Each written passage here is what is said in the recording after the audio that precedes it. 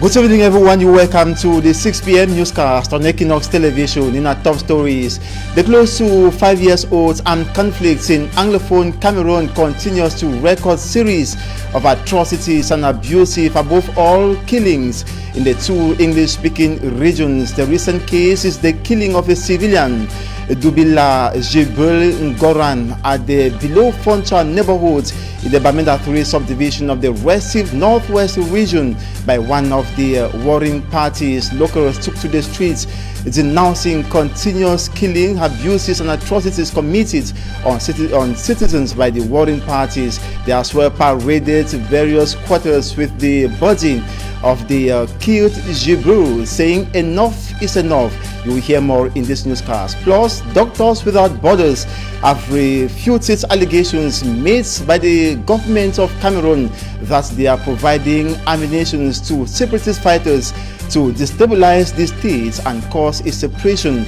They say they operate respecting their engagement, that is provision of basic humanitarian assistance to the affected populations of the northwest and southwest regions. Those are our top stories.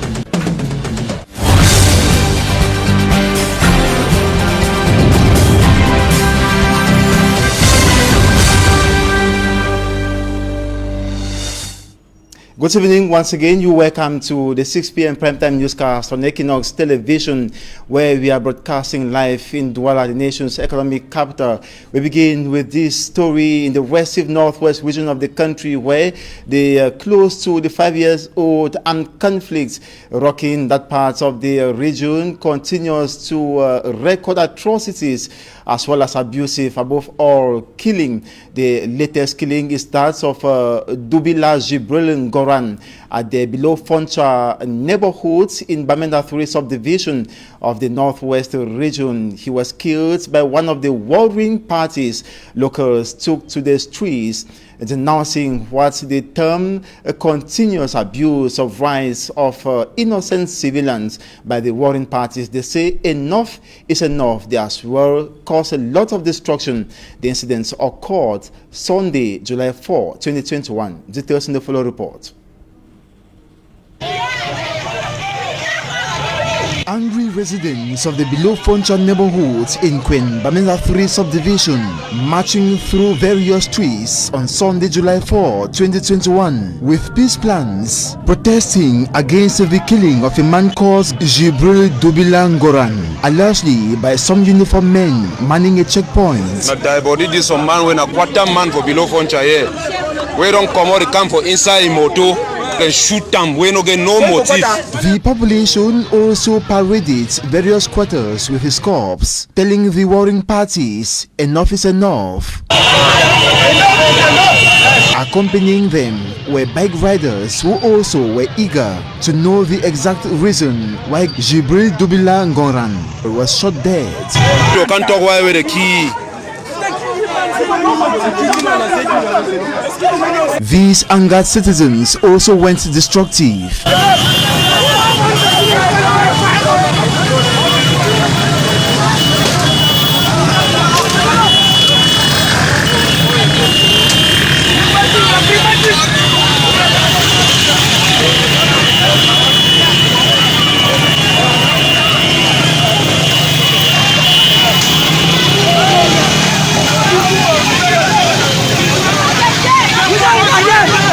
An official statement on circumstances surrounding his killing is still awaited. Meantime, locals say this recent execution is coming to add to several abuses and violence committed by warring parties on innocent civilians.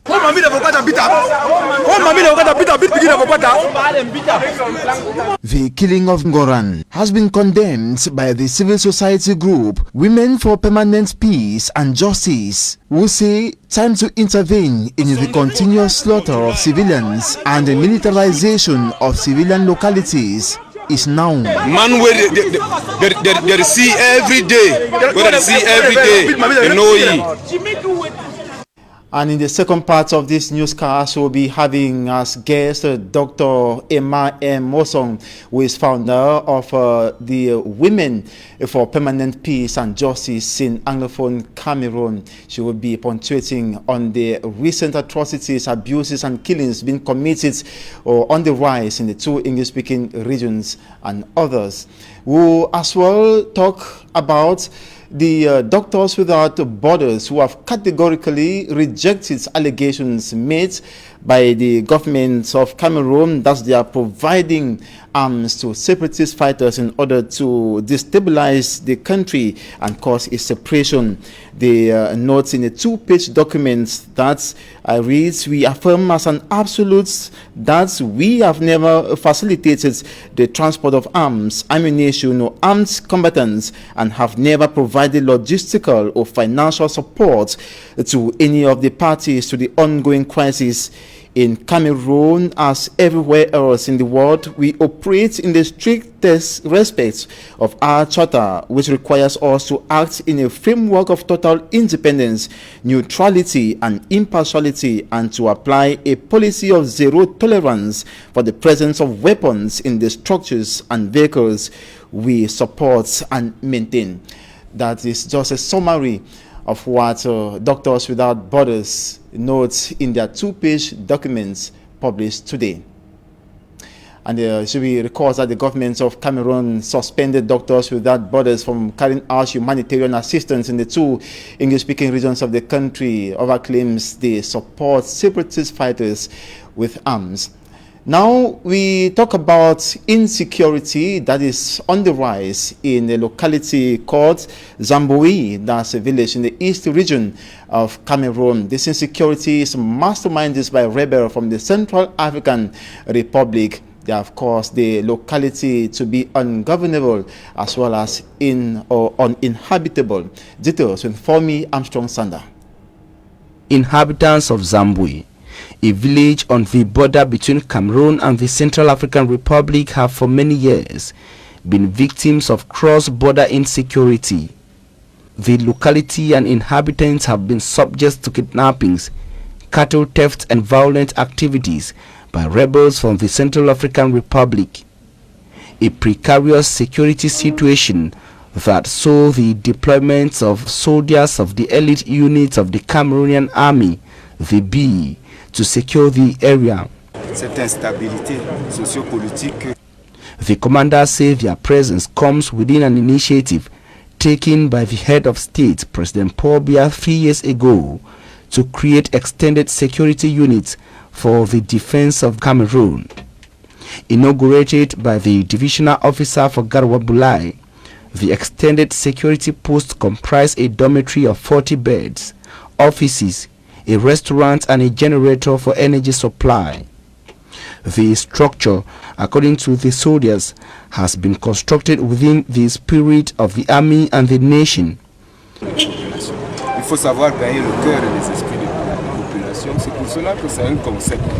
They say 2 renovated and furnished classrooms have been given to the local population as part of their civil-military activities. Teachers and kids had abandoned the school because of insecurity coupled with kidnappings and vandalism. They hope to see permanent peace and security return to their area with the presence of the defense and security forces. To Edeya in the Sanaga Maritime Division of the Littoral region to talk about an individual who has been arrested by police elements for production of fake documents, thereby juggling fabulous sums of money from Cameroonians. The man was arrested during an operation launched to track down and arrest those who are specialized in the production of fake documents. Details with Immaculate Fogwe.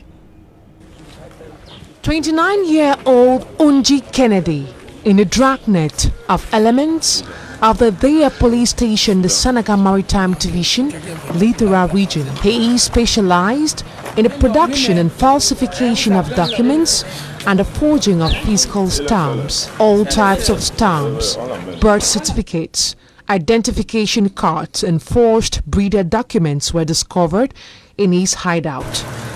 The perpetrator who claims to be a high school graduate who hails from the Menchum division in the Northwest region, says the activity was meant to support internally displaced persons like him who experience challenges while trying to get these documents. And look how Anglophones are suffering to have birth certificate, how Anglophones are suffering to have ID card. And every day they arrest Anglophones here for not having ID cards. Every day some children miss their first school because they don't have birth certificate to register. There was a commission that was sent out to register those people who don't have ID cards and who don't have birth certificates. So 2 of my English-speaking girls, when they were driven away by the Francophones, that what is happening, that people started a war in a place and we were coming here to establish ID card. The girls were crying. Unable to get a full-time job after having graduated, he later decided to rely on this fraudulent means. I'm a chief in Menchum Valley, and most of these things I'm doing out of frustration because I've gone to school for more than 16 years now. No concours, even just to work like a scout or a messenger or even a ticket collector, I've not been having the opportunity. So most of all these ones I'm doing out of frustration. It's not my way, and I'm doing because of. So when this Anglophone crisis started, I've struggled to stay in the village, but since those guys are worrying, I have to come here in the day to have some rest. The Edea Police Commissioner Gilibit Jean Georges cautions the population to be vigilant. I would like to call the attention of those working identification units. They have to be vigilant in order to avoid delivering documents to those with fake identity cards and birth certificates. I'm equally calling on the population of Edea to go to competent officers in order not to fall prey. Par les services compétents en vue d'éviter d'être poursuivis devant les juridictions. Commissioner Gilibit Jean Georges urges the population to denounce such people as it is the only way of ending such fraudulent activities. He equally vowed to eradicate such practices as well as other forms of crimes in Edea. The victim has been transferred to the Edea Central Prison. On to news that has to do with nature. According to reports from certified organizations, Cameroon has lost 1 million hectares of forest land between the years 2001 and 2019. It is for this reason that Rainforest Alliance with other organizations discussed this pertinent problem in a meeting to sort out ways to curb deforestation in the country. Charles Ekume has details. According to a report from Global Forest Watch, Cameroon has lost about 1 million hectares of forest land between 2001 and 2019. This is equivalent to about 4.2% of forest land lost since the year 2000. With the rapid growth of urbanization and agriculture affecting deforestation, there is reason to be concerned about the situation. Bien que les espaces ouverts soient faibles de l'ordre de 1 hectare à demi-hectare. Open spaces in the forest sometimes reach 1 to 2 hectares of land, which is usually cultivated by locals. When we multiply these figures, it amounts to so much. Another problem which has led to this growing phenomenon is the change of status when it comes to forests, which were permanently classified not exploitable, but now being exploited by agro-industries. In a nutshell, with the evolution of mankind and the need for agri-products, deforestation is constantly gaining grounds. La déforestation va continuer à croître pour des raisons agricoles. Agriculture, being the principal cause of deforestation, requires that it should be well planified so as to avoid extensive deforestation. When we examine the entire situation, we realize that deforestation is mostly being conducted in rural areas, considering the agricultural techniques being used by locals. Agriculture in rural areas is mostly done extensively, which means some parts of the forest is being cleared and cultivation begins on the portion of land for 1 to 3 years, and afterwards locals encroach to another piece of land which is more fertile. The meeting between the actors in this domain also witnessed them discuss the geographical localization of exploited forests, highlighting the zones in risk of deforestation and the preservation of wildlife reserves. Cartography is important because it's on the chart that we can localize various forests in the country, and we can also trace which of the forests has been authorized by government for exploitation or not. Rainforest Alliance developed in 2020 a program with measures to reduce deforestation and the destruction of natural ecosystems. And on to this advertorial before we end this first part of the newscast. The Chief Executive Officer of Bell and Community Group of Companies, Ronnie Rostran, is a young Cameroonian entrepreneur who has decided to invest in cryptocurrency. This in order to coach other youths to join the sector. He organized a workshop here in Douala, the country's economic capital, where he schools the participants on the benefits of crypto markets. Details with Mala Glory. A young Cameroonian entrepreneur, breaking new grounds, breaking limitations, extending his limits and reaching out beyond the sky in the digital economic subsector. He is the founder of Bell Forex and CEO of Bell and Community Group of Companies, offering services online and offline. From a well-equipped office in Bonaberi, in the 4th subdivision of Cameroon's economic capital, Douala, he is constantly online searching and analyzing opportunities in the market. As a consultant, he has busy days receiving and coaching clients and other young entrepreneurs. Involved with digital economy in a safe way, avoiding scam platforms and probably learning how to actually do it themselves, especially in the field of forex and cryptocurrency, which has actually been a field where a lot of people are using to scam others. So what we do and what we've been doing is to actually guide and coach young Cameroonians on how to trade the forex market and the crypto market effectively. As you know, the forex exchange market is the largest market in the world, with over $6.1 trillion traded on a daily basis, and coupled with the crypto market, which is about $1.8 to $2 trillion traded on a daily basis. After several seminars in Boya, comes a workshop in the city of Douala as he busily prepares for it. He makes a grand entry as he gets into the hall to meet the participants. So passionate about digital economy, Ronnie Rostan leaves the University of Boya with a degree in biomedical science to join the crypto market and wish to share this knowledge with youths willing to be their own boss. Data scientist professional from the Faculty of Earth Science of the University of Bamenda. Back in the University of Bamenda, I needed money to fund my education, to be able to pay my house rent. And I decided to go online after hearing the speech of the president that encourages you to get involved into digital economy. I decided to actually look for ways I can make money online to be able to support myself and my family. So I started 4 years ago, still in the university, investing, trying to study forex, crypto, and at the end of the day, before leaving the university, I've generated so much income that pushed me to focus in digital economy, and especially in the domain of forex and cryptocurrency. Working with forex has been very beneficial to one of them, as he mentions. Being in crypto, Bell Forex and crypto community, what I've been able to benefit a lifetime coaching in the fact that I stay profitable in my trading career, because so many people get into the trading and they want fast money, but at Bell Forex and crypto community, we are given the skills to stay profitable all through the training.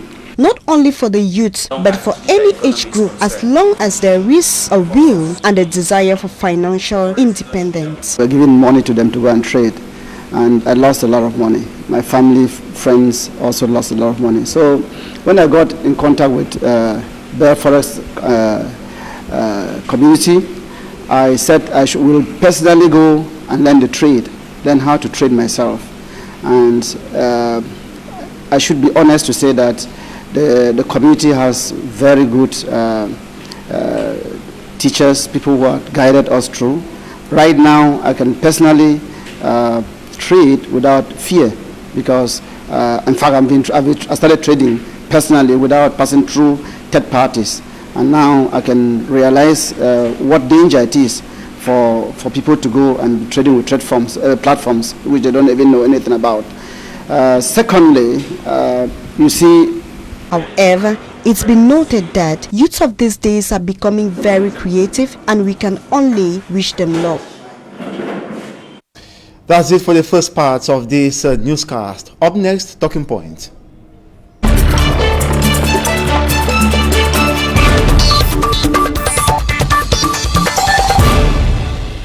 Good evening once again. You're welcome to Talking Points. Today we're having as guest Dr. Emma M. Osong.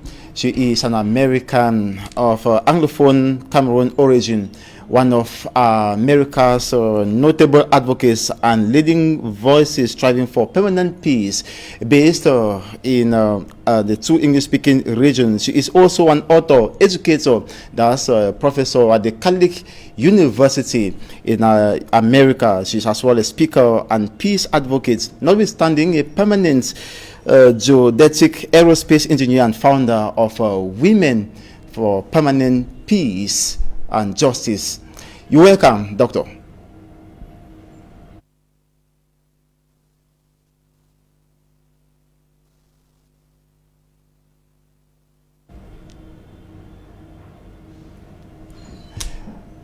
We certainly will be striving to connect with our guest, Dr. Emma M. Osong, who is founder of Women for Permanent Peace and Justice, an organization grouping women who are striving to advocate for peace in troubled localities. This point in time in the two English-speaking regions of the country. Thank you, Babila. We will, of course, be getting our talk. Good evening once again, Dr. Emma. Thank you, Mr. Aze. I'm glad to be here, and thank you for having me again on your program. And good evening to your guests and to my brothers and sisters out there. Thank you. Okay, we should focus first of all concerning the armed conflict in the two English-speaking regions of the country that continues to record series of atrocities, abuses and killings. After the killing of the physics teacher in Kumba, the killing of the Nigerian woman, of course, that was residing here in Douala. She was on her way to Nigeria. She was killed in Kumba. In the context of the armed conflict. Several other deaths, this time around, that's of Jibril Dubila Ngoran at below Fonta Street neighborhoods, that's in the Bamenda Touré subdivision. I believe it should be coming as a shocking wave to WPPJ. Mr. Aze, it's beyond shocking. I think we are outraged. Yet again, we are bearing a son. There are children somewhere coming home without a dad, without an uncle. There is a mother somewhere who will soon bury another son. So this is again calls for an outrage on any woman out there and any person, not only of Southern Cameroon extraction, but throughout the construct called Cameroon, that we need to collectively be outraged. There are several questions Babila raised here. Why would an innocent civilian be executed by ostensibly a professional military? Someone known in the area, someone going about his business, and by the way, no riots were registered in that area. So how is it that we have an execution in broad daylight? Is this yet another guilty by being, quote, a male and an amber in the Southern Cameroon? So these are some of the questions, Mr. Aze. And while we are on the subject, it is not an abuse, as you pointed out at the top of your show. It is a moral outrage. Number one, the area is militarized. Our civilian communities are militarized. Our airports are now military bases. The justice system is militarized and weaponized. And by the way, our audience need to understand unequivocally that Cameroon lacks the legal framework to prosecute atrocity crimes as the execution of Mr. Jibril going about its business. Cameroon only recognizes atrocity and torture in its legal system. And that is why Women for Permanent Peace and all the mothers who are again going to dig a grave and put a child in must not look at this as an abuse, but atrocity crime and crimes against humanity.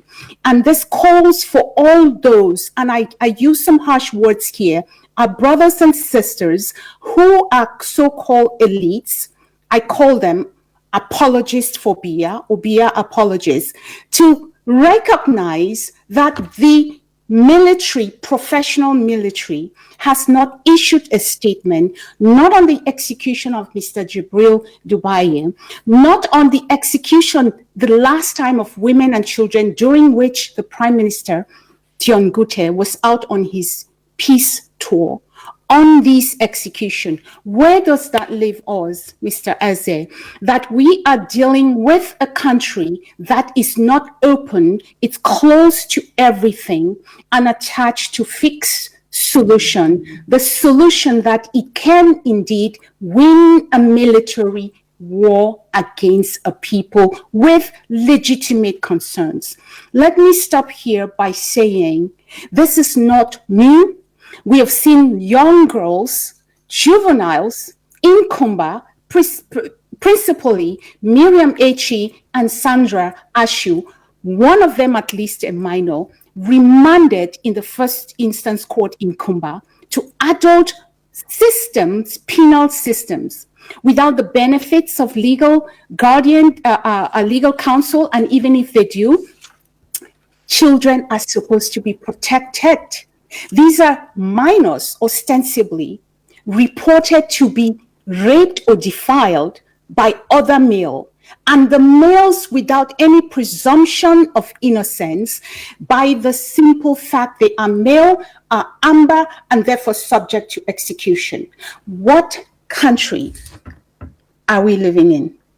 So the magistrates of the Kumba Court of First Instance says these two minors, they committed an offense by not reporting. They have an idea of those who killed the 7 children at the Mother Francisca International Academy, but they failed to report to the competent authorities the reason why they have to face the law. And the same government authorities have been saying our laws are very effective, despite the fact that Cameroonians say we have good laws, but we do not enforce them. Is it not, are these children not supposed to be facing trial? Only in a banana republic do you find a child under 18 with an adult male and you do not consider that defilement of a child, and therefore that child is to be protected in the first instance. Secondly, in a situation of war, as our cities, towns, and hamlets are militarized, those children under international convention must be protected. Cameroon is signatory to several conventions and has not lived up to any one of them. These girls are minor, they are our children, and every mother should not lay quiet in their beds, calling for these children, first, not to be in an adult penal system. Number two, where victims, first and foremost, of defilement, i.e. raped, and therefore must be produced and protected. Secondly, Mr. Aze, the victims in this context, the young man killed was again executed on the presumption that, quote, they are amber, and that the gun was recovered. I ask you, Mr. Aze, has the people in the construct called Cameroon seen the forensic evidence that marries the gun recovered after executing a male amber in the company of a minor to the bullets recovered from the victims of Mother Francisca gruesome massacre, who were, by the way, refused to be given to the families? Has there been any forensic marrying of evidence collected in a subsequent, quote, case of accessory after the fact, we haven't seen that.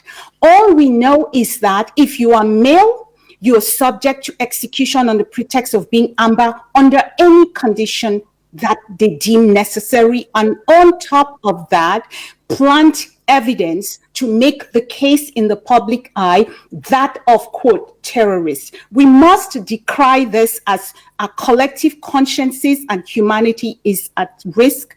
We must call this a desperate attempt by the regime to conceal the real perpetrator of the gruesome murder of February 14th in Garbo, as we know, and in October 24th at Mother Francisca International Academy. There has been to date no witness produced, Mr. Aze, that can say these young men found with minors are the same one who perpetrated this crime. And oh, by the way, let's just be clear, in our moral outrage, which is definitely clearly one we need to continue to project. A gruesome crime is committed. The perpetrator stroll down the street from the scene of the murder down to Kusala and take refuge in the bedrooms of minor as if nothing happened. This is all attempts to conceal and to label any male a victim, and for the regime in Yaoundé, Mr. Aze, to deny presenting itself in good faith under the Swiss process for a mediated solution to this 5-year-long crisis. It is clear that the regime in Yaoundé, through its, as I call, apologists for the BR regime, are willing to use all and every means within their power of state power to deny our people a sense of true peace and justice. That is why we are not only abused through the killing, as you mentioned in your report earlier, it is an outrage and a complete assault on our collective humanity that no mother, no father, no child should have to bury a loved one. We need to call for a demilitarization of our cities, our towns, and our hamlets.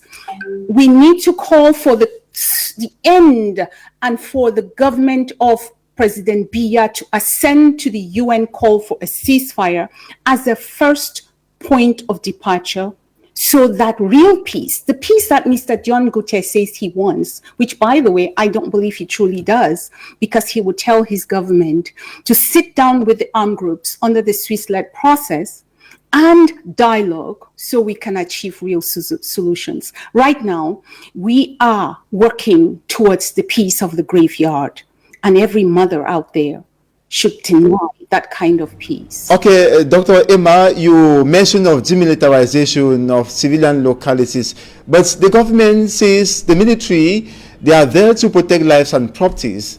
Why should these localities be demilitarized? Don't you think it would be endangering lives of civilians if they go back to their barracks? We know very well that there are many persons out there in so many groups who move around with guns terrorizing the population. Don't you think that will be a potential threat to lives of the civilians in the two English-speaking regions? Mr. Aze, let's be clear about something. If there are no thugs in your neighborhood, most people have no need for 10-foot high fences. If you do not have defilement of your property, stealing, you'll have no need for security systems. The very fact of a militarized southern Cameroon is itself a provocation. The fact that your mother, the fact that Mr. Jibril is killed, what does that do to the young people in that area? We saw that yesterday. The rising up of youth to say enough is enough. The military is creating the problem, promoting the existence of a situation where it is peace at the barrel of the gun, acquiescence, or patronage. True peace suggests... against one party, you are forgetting to mention also those who have picked up arms against the states. Are they not causing atrocities as well? Are they not killing? Violence on both sides, be it Bias Bill, trained by the Israeli and funded by the United States, all the armed groups, however they get their arms. We must totally stand against atrocity crimes, no matter who perpetrates it. But Mr. Azeh, you must recall that it is the government, through the territorial minister, who called for militias to be formed. And what did we have after that call? The Garbo massacre. The state party has the moral grounds and is bound by international conventions to do the right thing by its population. He who wears the crown bears the greater responsibility here. Our children would never, ever have picked up arms to fight. They picked up peace plans. Here we are in a full-scale war. It is to ascend to a ceasefire, demilitarize the area, so the tempers are cool, and we submit the parties who are now the belligerents to dialogue and address the root causes. There will be no peace if there is continuous aggression or even perception of aggression. The killings of yesterday does nothing to further the cause of Mr. Dion Gute with his peace plan. It simply says we are being exterminated. And I use that word without doing so lightly. The Shea and Sika families do not exist in Garbo, but it was through the army and the militia seeking out who they call a terrorist that we ended up with this very unfortunate situation that has only caused an escalation. Yesterday's rally by the masses may very well be the tipping point. But what does a professional army does? It shoots an innocent civilian and never issues a statement. There's always cover-up. If there's time for that, they are taking the time, of course, to come up with a clear statement regarding some of the atrocities they are labeling on the military, the professional military, so speak. But now, before we go out, let's talk about the cessation of fire, as demanded by the United Nations. According to you, a founder of Women for Permanent Peace and Justice, who should cease fire today? Both sides. Some of the armed groups have ascended to Antonio Guterres' global call for a ceasefire. The government has yet to ascend to that global call, even in the midst of fighting pandemic. And let's not go there because we will divert and talk about COVID gate. We at the level of what I call frontline victims, those at home who may not be able to advocate for themselves, and those of us away who have the ability to advocate, must call the government under President Biya's command that they are parties to, they are part of the United Nations system. Why are they not ascending to the global call for ceasefire? Why has La République refused to submit itself to the internationally backed peace process under Switzerland, Geneva? Mr. Azeh, you would find out on social media today's articles from a journal called Le Temps Afrique, I guess it's Africa Times, essentially saying that the peace process is dead or non-existent. But let's take very quickly why that's the case. Mr. Dion Gute is clearly the obstructionist here, refusing to participate in the process. Meanwhile, as we know, some of them want rather to use the intelligence sources to go into individual negotiations with individuals on the other side. That does not make for a peace process. The international community, yes, is frustrated as are the armed groups that I understand are under a coalition called the Amazonia Coalition Team, willing to speak with Yaoundé. But that frustration is clearly justified because, again, unwilling to cease hostilities, believing that there is a possible solution that is military, continues to give a sense that there is no reason to talk to these armed groups. Our children have taken up arms. The question is why? I think at this juncture, 5 years in, we know why. The problem is now to ask who has the greatest incentive not to cease fire? Who has the greatest incentive not to engage in an internationally backed peace process, but rather creating and fomenting the maximum division that says there is some other coalition that we can support.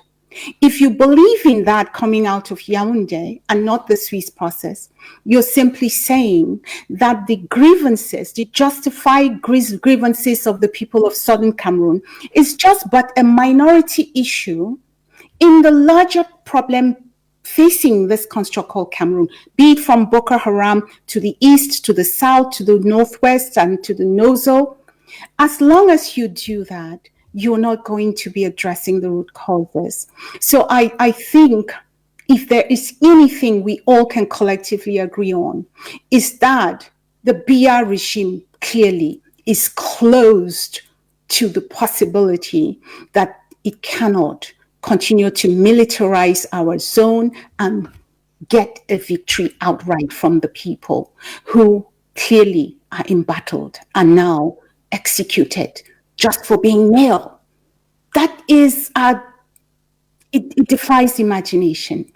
One time, you understand. Thank you so much, Dr. Emma. Thank you so very much. Just to understand your take, the government of Cameroon should demilitarize the civilian localities and also to call for absolute cessation of fire in the two English-speaking regions and dialogue with those who have picked up arms. Thank you once again, Dr. Emma M. Wasong. I recall that you are an American of Anglophone Cameroon origin, and you are equally founder of Women for Permanent Peace and Justice, a group of women waging for peace, that is notably in the two English-speaking regions of the country. Thanks so much. And that's it for this edition of the 6 p.m. primetime newscast on Equinoxe Television. Thanks so much for watching. Do have a splendid evening. Join us tomorrow, another day, God willing.